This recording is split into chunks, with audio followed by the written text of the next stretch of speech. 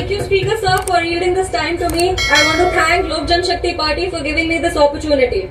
Honorable Speaker Sir, I rise with immense gratitude and respect for our Honorable President of India for her encouraging, enthralling and encouraging speech addressed to the Parliament. It is with great pride and wholehearted support and appreciation for the vision that she has laid out for us. हम बोलना चाहेंगे speaker महोदय कि हमारे यशस्वी और ओजस्वी प्रधानमंत्री श्री नरेंद्र मोदी जी के नेतृत्व में भारत लगातार विकास की ओर अग्रसर है। स्कूल और विद्यालय में ही बापू के विचारों को पढ़ती आई हूँ और आज ये कहना चाहूंगी कि बापू के विचारों को अगर सत्य निष्ठा से कोई आगे लेकर के जा रहा है तो वो एनडीए की सरकार है। सर, बापू का विचार था कि गरीबों को मुख्य धारा से जोड़ा जाए और एनडीए की सरकार बखूबी ये कर पा रही है। देश में 4 करोड़ से ज्यादा पीएम आवास योजना की स्वीकृति, 12 करोड़ परिवारों में 55 करोड़ व्यक्तियों को पीएम आरोग्य योजना के तहत स्वास्थ्य बीमा मिला है। 25 करोड़ लोगों को मल्टी डायमेंशनल पॉवर्टी के बाहर लाया गया सर और 80 करोड़ आबादी को पीएम गरीब कल्याण अन्न योजना के तहत लाभ लगातार मिल रहा है। एनडीए की सरकार ने बिना धर्म जात पूछे गरीबों का उत्थान किया है और उत्थान के लिए लगातार काम कर रही है। सर, हम बिहार से आते हैं और बिहार ने 2005 से लगातार एनडीए को बुलंदी और मजबूती दी है।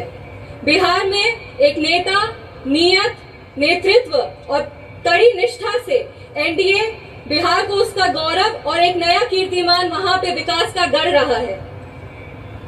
हमारे पार्टी के नेता श्रद्धेय रामविलास पासवान जी ने लगातार बाबा साहब भीमराव अंबेडकर के पद चिन्हों पे चलकर दलित, शोषित और वंचित वर्गों को आगे बढ़ाया है।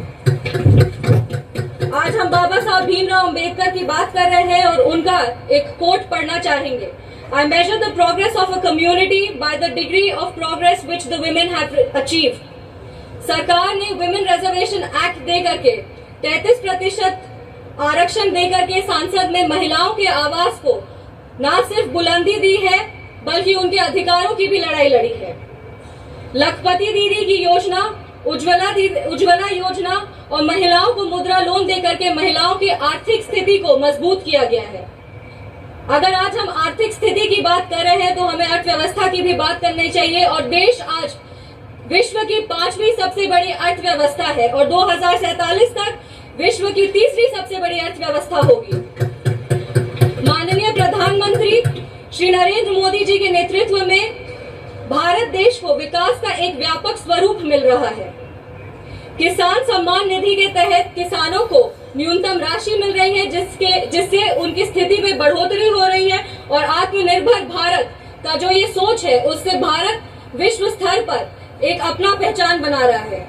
अगर हम विश्व स्तर की बात करें तो G20 के न्यू दिल्ली डिक्लेरेशन में 100% ग्लोबल कंसेंसस के साथ भारत आज एक विश्व मित्र के रूप में स्थापित हो रहा है। ऑनरेबल स्पीकर सर एक युवा है और युवाओं का प्रतिनिधित्व कर रहे हैं। हम कहना चाहेंगे कि एनडीए की सरकार में the youth is being equipped with necessary skills and knowledge to face global challenges with initiatives like Skill India, Digital India and Startup India. Sir, Bihar के युवाओं की लगातार एक मांग रही है कि बिहार को विश्व राज्य का दर्जा मिले। बिहार का प्रतिनिधित्व कर रहे हैं, इसीलिए हम हमारे माननीय प्रधानमंत्री जी से अनुरोध करेंगे कि इसके लिए अगर नीति आयोग में कुछ बदलाव किया जाए तो उस पर उनकी विशेष दृष्टि हो और बिहार को भी आगे बढ़ने का सामान्य अधिकार मिले।